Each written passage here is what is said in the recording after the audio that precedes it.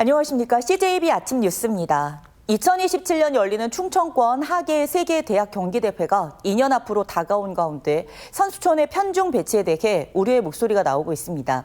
대회를 분산 개최하는 취지 가운데 하나가 지역 균형 발전인데 이대로 흘러간다면 얘기가 달라집니다. 박원 기자입니다.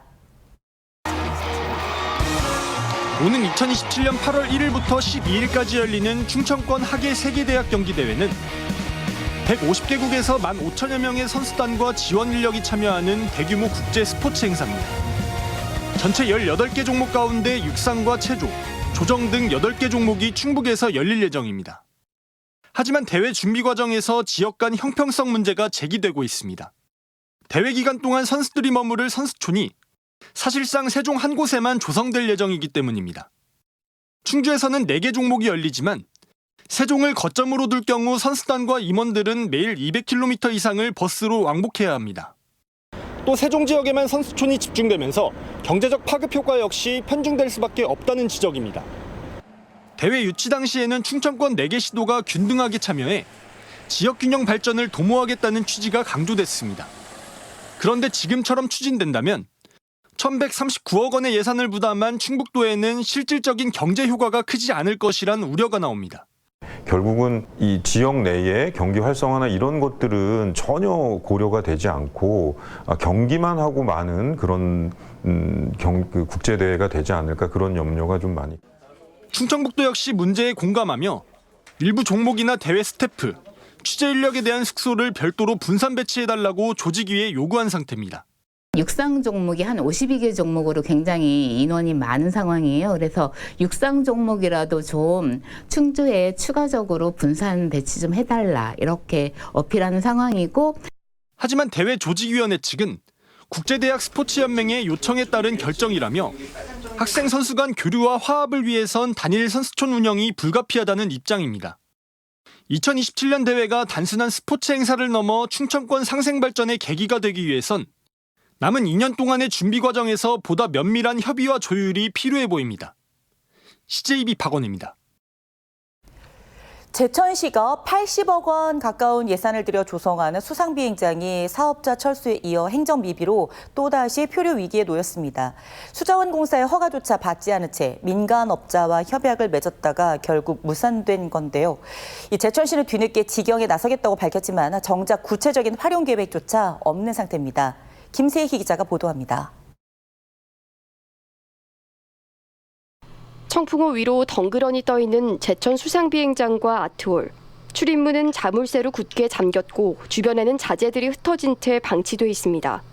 제천시는 지난 2014년 청풍호 일대를 지역의 대표 관광지로 만들겠다며 80억 원 가까운 예산을 들여 수상비행장과 아트홀을 조성했습니다. 하지만 민간 사업자의 잦은 교체와 이용객 감소로 10년 가까이 운영은 파행을 겪었고 결국 2023년 5월 중단됐습니다. 이후 제천시는 20억 원을 투자하겠다는 한 민간 사업자와 지난해 11월 협약을 맺었습니다. 하지만 이 협약 시점은 이미 수자원공사가 허가해준 사용 기간으로부터 만료된 지 1년도 더 지난 시점. 허가 기간뿐 아니라 사용 목적도 문제였습니다.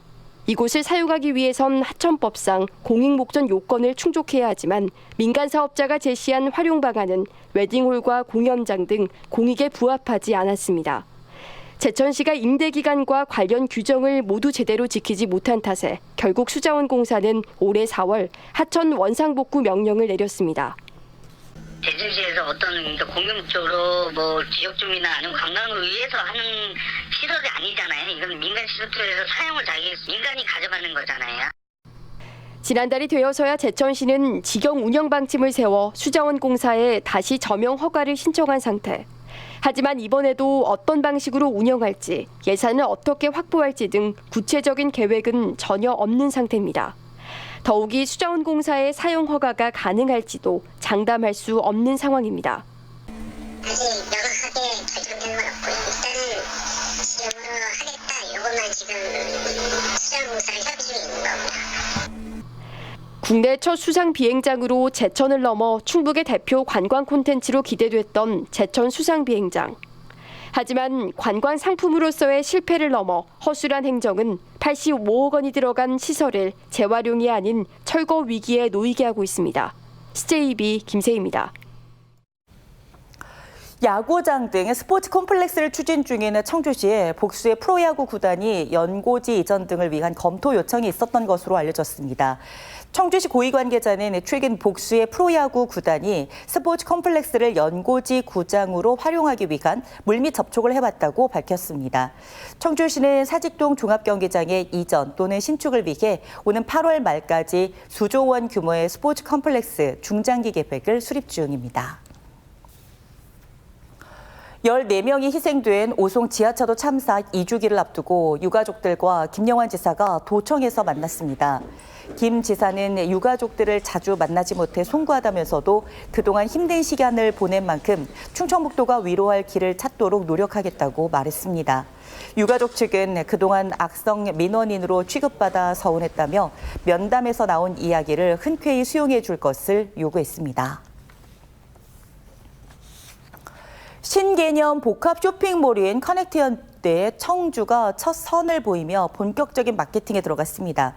커넥트 현대를 시작으로 청주 지역에 대형 유통 매장 입점이 예고되면서 유통 공룡들의 경쟁이 본격화할 것으로 보입니다. 최한석 기자입니다. 청주시 가경동에 도시명 복합 쇼핑몰이 정식 개관에 앞서 시범 운영에 들어갔습니다. 총 5층 규모의 영업 면적만 3만 제곱미터가 넘습니다. 이 쇼핑몰에는 최신 라이프 스타일 브랜드는 물론 청주의 특색을 살린 로컬 콘텐츠 등 180여 개의 브랜드가 들어섰습니다. 무엇보다도 쇼핑과 문화, 지역 커뮤니티가 연결되는 복합 공간이란 점이 특징입니다. 프랑스 예술가의 전시 작품은 물론 지역의 유명 베이커리가 어우러졌고 놀이와 체험 콘텐츠가 강화됐습니다. 충북 지역에 항상 새롭고 즐거운 뉴 엔터테인먼트몰을 추구하고 있습니다. 충북 지역에 계신 고객님들께 항상 새로운 재미와 즐거움을 줄 수 있는 그런 공간들을 만들고 싶습니다. 이 쇼핑몰을 시작으로 청주 지역 유통업계의 지각 변동이 본격화될 전망입니다. 청주시 주중동 밀레니엄 타운 부지에 미국계 창고형 할인 매장 입점이 추진되고 있습니다. 이르면 올해 안에 부지 계약을 마치고 시설 투자에 나설 것으로 보입니다. 청주시 송절동 테크노폴리스에도 복합 쇼핑몰 개발을 위한 준비가 진행되고 있습니다.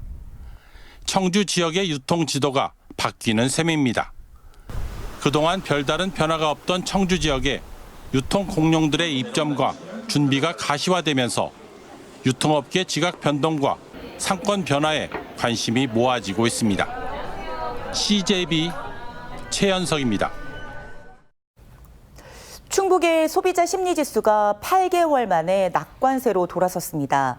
한국은행 충북본부에 따르면 충북의 6월 소비자 심리지수는 102.6으로 전달 대비 7.8포인트 상승했습니다. 이는 지난해 10월 이후 8개월 만에 기준값 100을 상회하는 것입니다. 한편 소비자 심리지수는 현재 생활 형편, 가계 수입 전망, 향후 경기 전망 등 6개 소비자 동향 지수를 표준화한 경제 심리 지표입니다. 충주시 주덕읍의 과수 농장에서 과수 화상병이 추가 발생했습니다. 이로써 지난달 12일 충주시 용탄동에서 올해 처음 발생한 과수 화상병은 도내 8개 시군 57개 농가로 확산됐습니다. 충북 지역 누적 피해 면적은 19.63헥타르로 전국 피해 규모의 절반을 차지하고 있습니다. 이범석 청주시장이 어제 시청 브리핑룸에서 민선 8기 지난 3년간의 성과를 발표했습니다. 100만 자족 도시와 글로벌 명품 도시 완성의 기틀을 마련했다는 소회를 밝혔는데요. 1년 앞으로 다가오는 시장 선거에 대해서는 주변의 시선을 의식한 듯 말을 아꼈습니다. 장원석 기자입니다. 지난 3년간 민선 8기 청주시정을 이끌어온 이범석 시장은 최대 성과로 크게 2가지를 꼽았습니다. 첫 번째는 100만 자족도시 완성을 위한 첨단 산업 육성 기반 조성으로 역대 최대인 34조 원이 넘는 민간 투자를 이끌어낸 것입니다. 또 하나는 관광과 여가, 복지를 위한 다양한 볼거리와 즐길거리가 가득한 꿀잼 도시 추진입니다.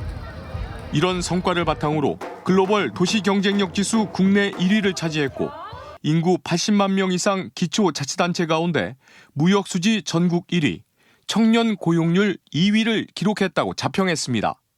아직 민간 개발 주체를 찾지 못한 도심 개발에 대해서는 아쉬움을 나타내며 곧 가시적인 성과를 내겠다고 약속했습니다. 복대동 대농지구, 사직 사창동 옛 국정원 부지는 주거와 문화, 여가가 어우러진 도심 복합 공간으로 조성하여 시민의 품으로 돌려드리겠습니다. 이제 세간의 관심은 다음 선거 도전 여부에 쏠리고 있습니다. 가장 큰 걸림돌은 오송 참사 관련 재판이 진행되면서 당내 경선을 통과할 수 있겠느냐는 사법 리스크입니다. 이 시장 측은 사법부가 관련인들과 재판 분리를 통해 법 절차를 진행한다면 당 공천 전 재판을 끝낼 수 있다고 판단하고 있습니다. 1년 뒤에 거치를 지금 얘기하는 건 일단 바람직하지 않을 것 같습니다. 여튼 제 민선 8기 아직 1년 남은 기간 동안에 제가 해야 될 일. 이범석 청주시장이 지난 3년간의 성과를 바탕으로 사법 리스크를 극복하고 청주시 첫 연임시장에 도전할 수 있을지 관심이 모아지고 있습니다. CJB 장원석입니다. 2년 전 주민 청구로 추진됐던 음성군 생활임금 조례안이 부결의 아픔을 딛고 드디어 군의회를 통과했습니다. 음성군 발의로 추진된 이번 조례가 지역 노동자들의 삶에 실질적인 변화를 가져올 수 있을지 주목됩니다. 안정은 기자가 보도합니다. 379회 음성군의회 1차 정례회 본회의장. 집행부인 음성군의 발의로 생활임금 조례안이 재상정됐습니다.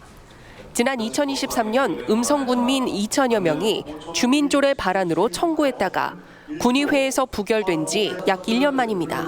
최저임금법상의 최저임금이 노동자의 인간다운 삶을 보장할 정도에 이르지 못해 지방자치법상에 부여된 권한에 따라 관내 노동자의 복지와 삶의 질 향상을 위해 군 조례를 제정하고자 합니다. 표결 결과는 찬성 7명, 반대 1명으로 가결. 4년 전 충청북도가 생활임금 조례안을 제정한 이래 도내 11개 기초자치단체 중에서는 충주시에 이어 두 번째입니다. 음성군 생활임금 조례안은 가결되었음을 선포합니다. 음성군 생활임금 조례안은 음성군 직접고용 노동자와 출자 출연기관 소속 노동자, 위탁사무 노동자를 대상으로 합니다. 하지만 국비나 도비, 군비를 투입하는 한시적 채용 사업의 노동자는 제외돼 적용 대상을 지나치게 제한했다는 목소리도 나옵니다.